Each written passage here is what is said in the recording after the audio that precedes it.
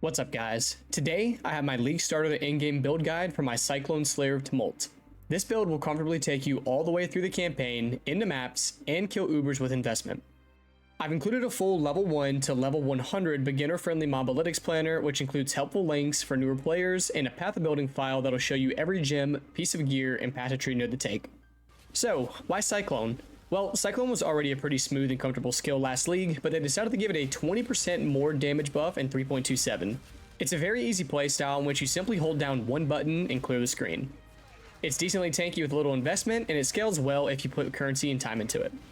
The Slayer Ascendancy is also great for league starting, as Headsman will cull everything including bosses at 20% HP, Bane of Legends will make you immune to physical reflect, and Brutal Fervor makes Life Leech really OP.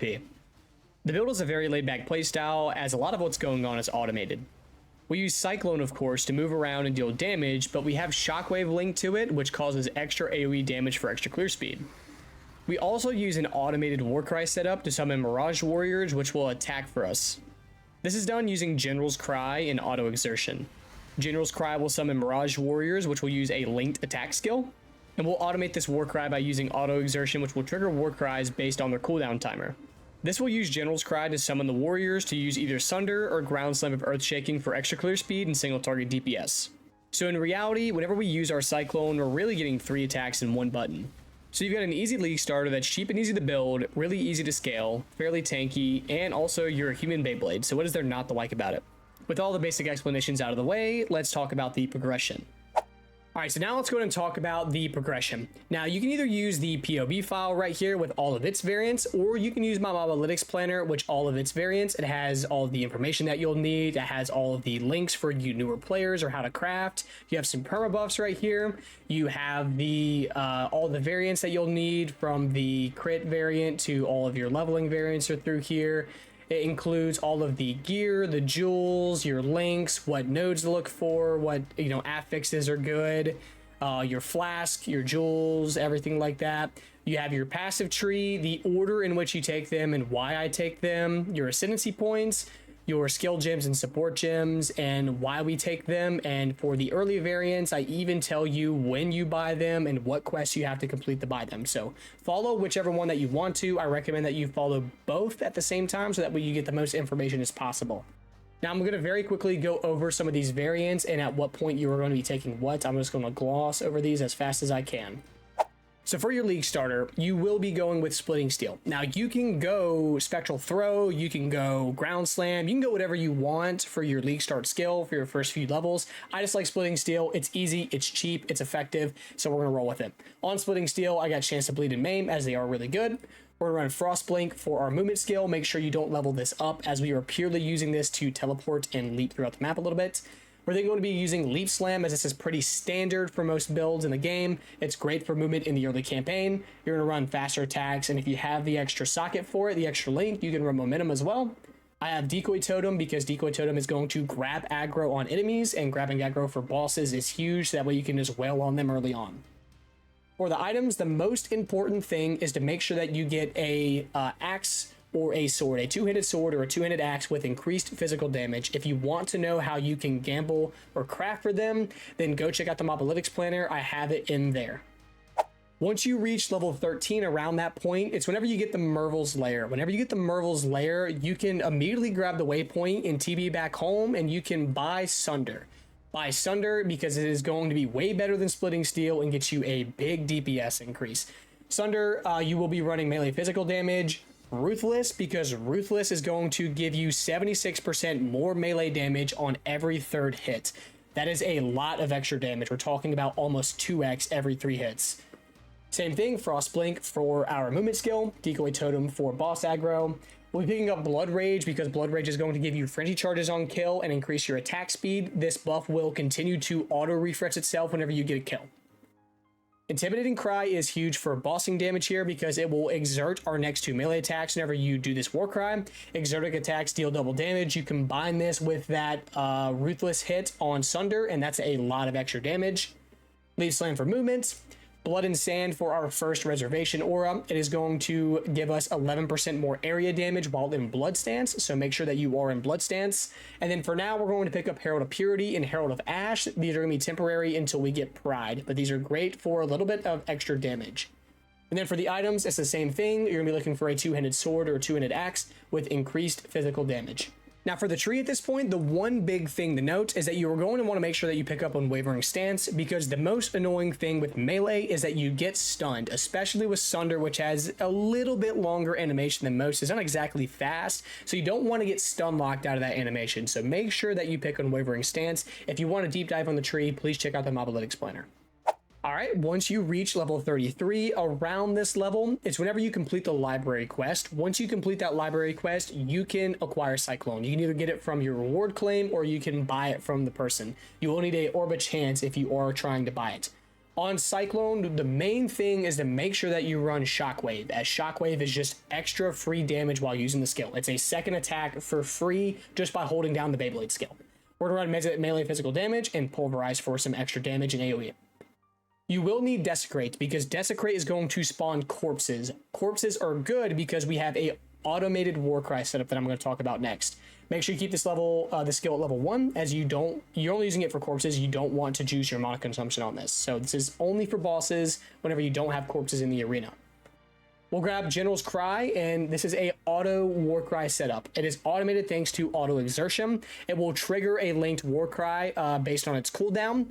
And this Warcry will be General's Cry. It will summon Mirage Warriors to use a linked attack. The linked attack will be Sunder. So it will walk into an area, you will kill some stuff. Those corpses will then pop thanks to General's Cry, which will summon the Mirage Warriors, who will then use Sunder on everything around you, which is great for clear speed. Now, if you walk into a boss arena and there's no corpses in there, you need to use Desecrate to spawn these corpses, so that way you can actually get that extra damage and clear. Same thing, we're still using Leech Slam for movement, Frostblink for movement, Decoy Totem for boss aggro, Blood and Sand for that increased area damage, Blood Rage for that Frenzy Charge and attack speed increase, and then you can swap out your two Heralds for Pride. Pride is great because you're going to get more physical damage, and the longer that something is near you, the more damage it will take. So this is great for bossing and just in general good increase. For these skills, the big thing is, the items, is the big thing is that you want to now get a staff. A war staff. And a staff is nice because it's going to be your in-game weapon anyways, but they have chance to block, attack, and spell damage. And block is extremely important to this build's defenses. So get yourself an IPD staff. Check the Mob Analytics Planner if you want to know how to get your hands on these. And then for the tree, the big thing is that you do want to be getting this Leech Mastery for 5% of Leech is instant. So make sure you're getting this to ensure that you are leeching your life and mana efficiently. Around level 48, you are going to be picking up Resolute Technique. Now, as for the skills, they're going to remain just about the same. If you get the extra links, you can throw on whatever you need to, but we will be picking up War Banner if you have the extra socket. War Banner you can throw down on the ground for some extra damage and area of effect. It's primarily for single targets. The items are going to remain just about the same, increased physical damage staff, and then the big thing that I talked about at first is Resolute Technique. And Resolute Technique is going to make it to where our hits can't be evaded, but we never deal critical strikes. Now, we don't have a very high critical hit chance anyways at base right now, so that doesn't really hurt us, and our hits can't be evaded is important because things tend to dodge you early on in the campaign. You don't have a 100% chance to hit because we don't really have a whole lot of accuracy early on. This will make us never miss, which is a huge DPS increase. You can see that if I was to remove this stat, I would lose 57.3% of my DPS. So be sure to pick up Resolute Technique. Besides that, getting the Mana Reservation Efficiency node and getting the Rage Mastery for Intimidate is really important early on. Your first Ascendancy points are then going to be spent on Bane of Legends, as this is going to give you more damage and eventually path us into Headsman. Around level 58, your setup is going to remain the same for the gems, but you can pick up Flesh and Stone if you have the Mana Reservation for it. This is going to give you 17% more physical damage from hits when in Blood Stance, and that's a really good damage increase, but only take it if you can sustain your Mana Reservation. Your items are going to remain about the same. You're still going to be looking for an IPD staff and your gears, whatever that you can get early on.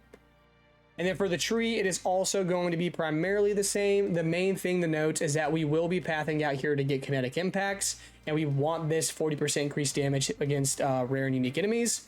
And then that we are going to be progressing down here to Disciple of the Unyielding. This is going to help us generate endurance charges, which are really good for hit pull and giving us increased damage per endurance charge here.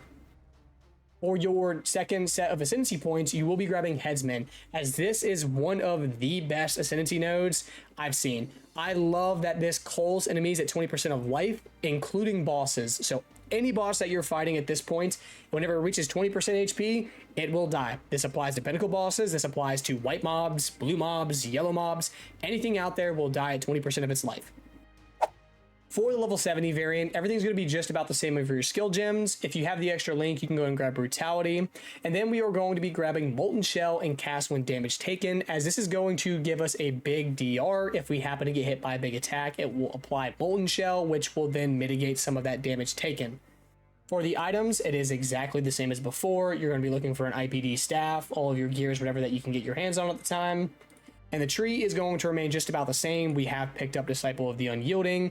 You do have your Jewel Socket if you can, some endurance charge nodes and all of that to start building up those endurance charges for a ton of DR.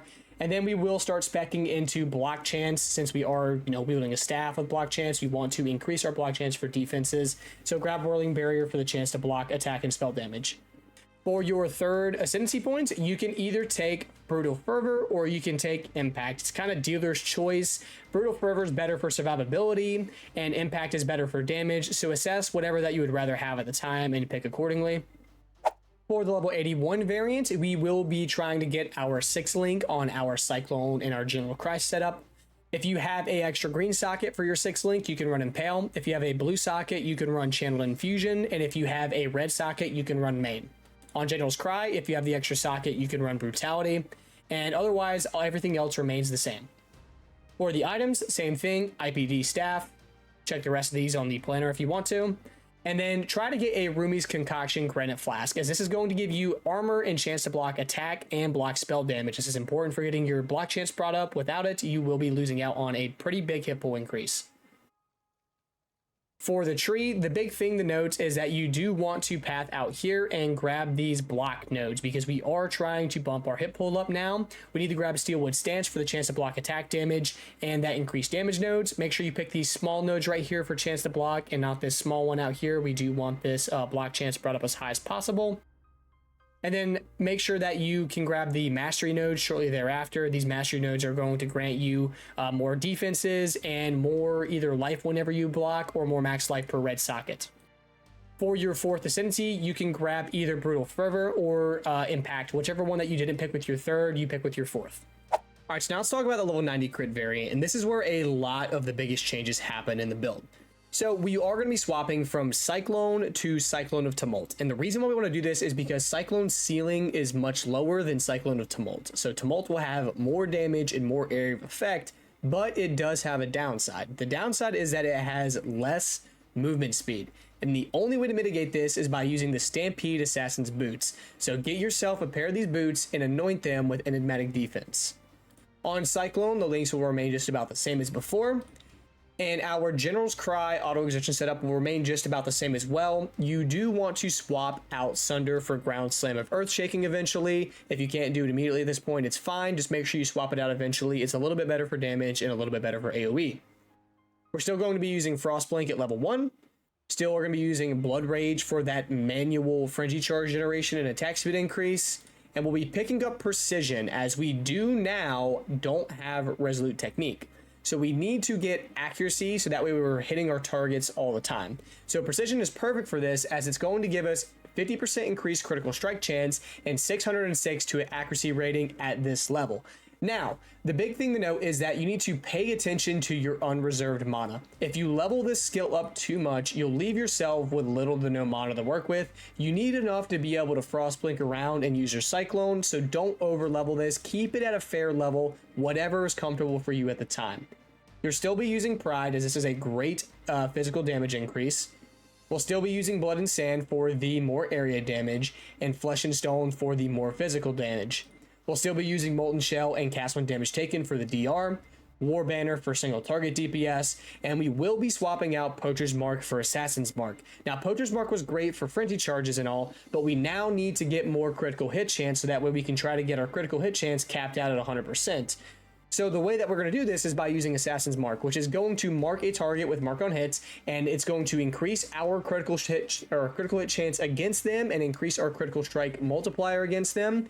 We'll have a 100% chance to get a power charge when that enemy is slain, and power charges will be giving us more critical hit chance. Cursed enemies will also have a 5% chance to grant a power charge when hit if its quality is at 20%.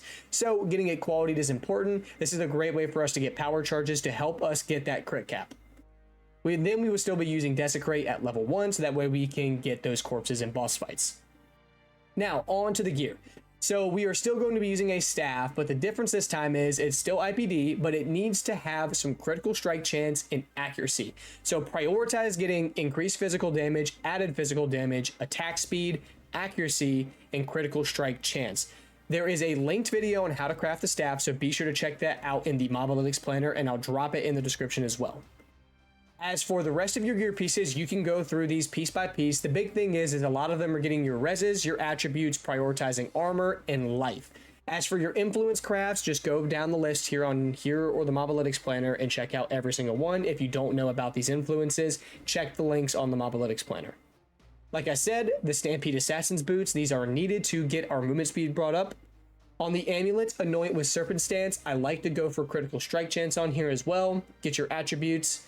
On your rings, I like to get a diamond ring or 2 diamond rings if I can, as this is going to give you increased global critical strike chance. And then craft on channeling skills have -3 to total mana cost. This is making our mana cost 1 mana every single use of the skill at 9 mana cost per second, and our mana regen is actually higher than our mana cost per second. Therefore, we will never run out of mana as long as we're not spamming Frostblink and messing up or getting our mana drained or anything of that sort. So as long as we're playing it okay, we won't ever run out of mana.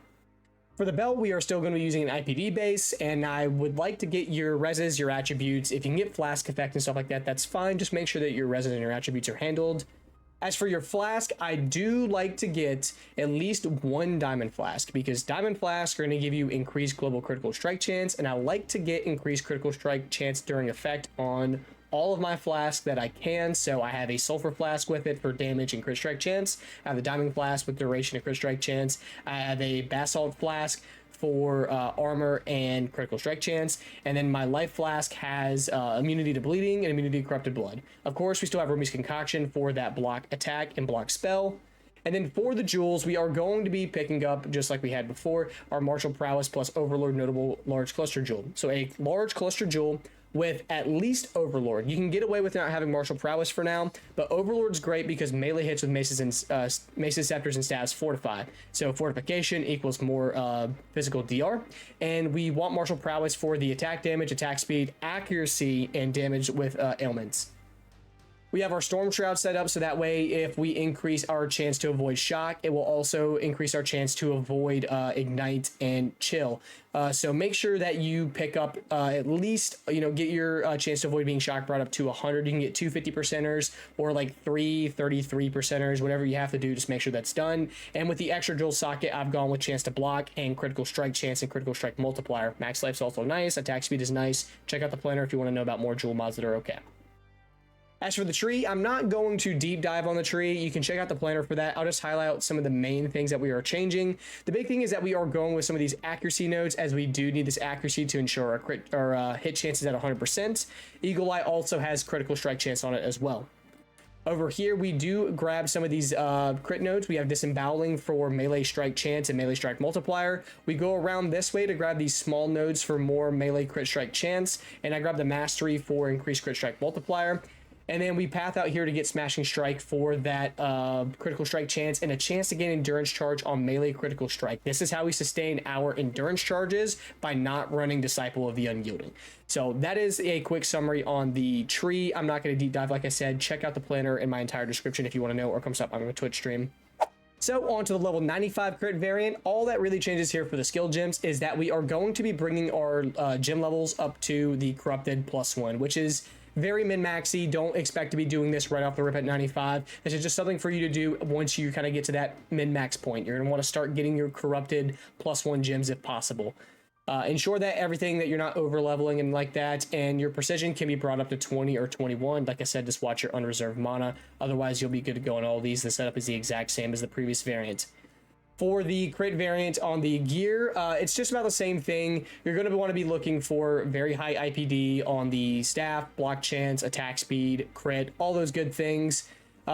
Same thing, if you want to go through all these individual gear pieces and know what I have on them, go check that out on either this file or the planner.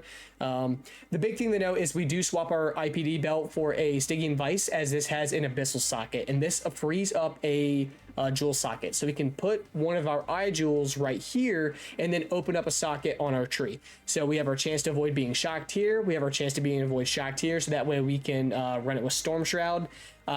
We still have our large cluster jewel, and the big thing is that we're picking up a lethal pride. Now, you do want a lethal pride with 17,310 exactly if you want to have the same amount of mods that I have. Now, you can get other variations of this lethal pride and it be fine, but you have to know how to search for them. If you want to know how to do that, you're gonna have to come by my Twitch stream or look up a YouTube video on how to trade for these type of jewels. So it's a little bit of a complicated process, but you want a lethal pride with warriors under calm or whatever at 17,310. This jewel is going to give you things like 5% chance to deal double damage on this node, increased melee critical strike chance. We got strength. We've got increased fizz damage, we've got increased melee damage, we got increased melee damage. So this jewel right here adds extra lines to these specific passive nodes that we've allocated around our rink here. Otherwise, with the leftover sockets, I've gone with a impale, area damage, life, crit strike, anything of that sort for those last couple sockets while we're trying to wait over. The flask remain the same, so nothing too big there. And if you want to see the skill tree variants, like I said, go check out the planner and scroll between them. So much changes here and there that I'm not going to be able to highlight it all here in this video. And lastly, we have the level 100 Uber Crit variant. Now, this is a very, very min-max version of the build. You would need so much currency to get everything that I have shown here to that min-max point. So take that with a grain of salt. Even though this damage does look very, very, very impressive, it's probably going to be really difficult to ever get to this point. Probably expect around 60 to 80% of this damage in EHP. It's just a realistic scenario for most players. Not everybody's going to achieve mirrors upon mirrors in these leagues. So on the skill gems themselves and the support gems, all that it is swapping out some of your melee fizz damage or brutality nodes for their awaken variants, which are just a little bit better than the other ones. So we have the awaken variants of these. Otherwise, it stays the same. They're all corrupted for the +1. Same thing, awaken melee fizz, awaken brutality. Everything else here along this way stays the same for the skill gems. Are all just brought up to the level that they should be. For the items, we have like a perfect IPD staff with accuracy, crit, attack speed, so on and so forth. Same thing for all these other pieces. They're kind of min-maxed. You have your influences at their maxed out variants. We have some really cool crafts with ignoring stun, so that way we don't have to take unwavering stance anymore for the body armor. You can take things like corrupt increased damage on the body armor. On the gauntlets, we have like corrupt +1 frenzy charges. For your stampede, you could get a corrupt +1 endurance charges. But the big thing to know is that we swap out our abyssal socket belt for a mage blood. Now, like every build in in-game like this is going to be using mage blood, because that's just how good this belt is. It is going to automate your flask and give you their effects all the time. You don't have to use your instilling orb crafts on or anything like that. It will just automate your flask all the time. So that means you can craft on increased effect. So my diamond flask at 100% increased global crit strike chance with the 70% increased effect and the 25% increased effect, we almost have that effect being doubled on this flask. So nearly 200% increased critical strike chance. You go for immunity to bleeding and corrupted blood, so that way you will never be bled or be damaged by corrupted blood. This flask, the sulfur flask, you have the 40% increased damage. That's nearly 80 with the increased effect. And we have additional elemental resistances. So that's nearly 40 resistances off this flask with mage blood. And then on this one, we have onslaught and chance to avoid being shocked. So at 55% and that 95 increased effect, we now have a over 100% chance to avoid being shocked. We combo this with our storm shroud and boom, you have all that capped out. You don't have to run Igils anymore.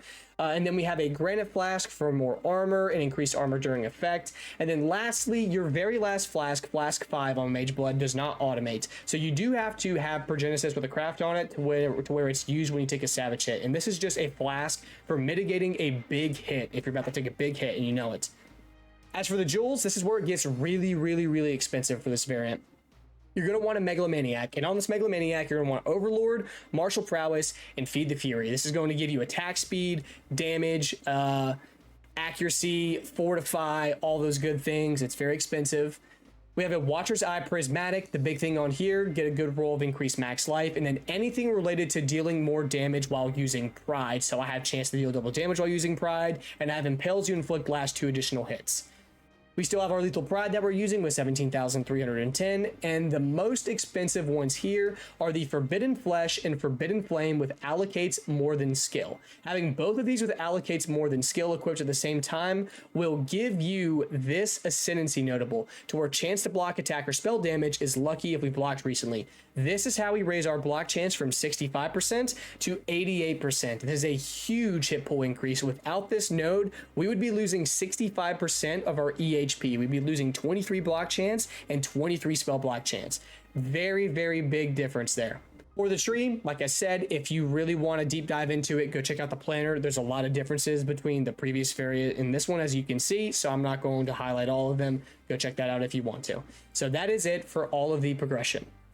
So yeah, that is going to be it for the video. I hope you guys enjoyed it. I am going to be updating this build and the guide and everything day by day as we progress throughout the league. I'll post like day 1, 2, 3, 4, 5 updates. So that way you can see the progress from league start as we progress towards that Uber investment variant. So I hope you guys enjoyed it. I tried to make this as informative as possible, as I do want to make some POE 1 beginner friendly content. So if you guys want to see certain videos on about crafting, certain league mechanics, maybe you want to wonder what the hell a void stone is, maybe you want to learn how to use the crafting bench, I'm going to make beginner friendly content to kind of teach you guys and also learn myself along the way. So let me know what you guys want to see in the comments. But I hope you guys enjoyed the video, and I look forward to hopefully seeing you guys on my Twitch stream on Friday. Y'all take care. I'll see y'all in the next one.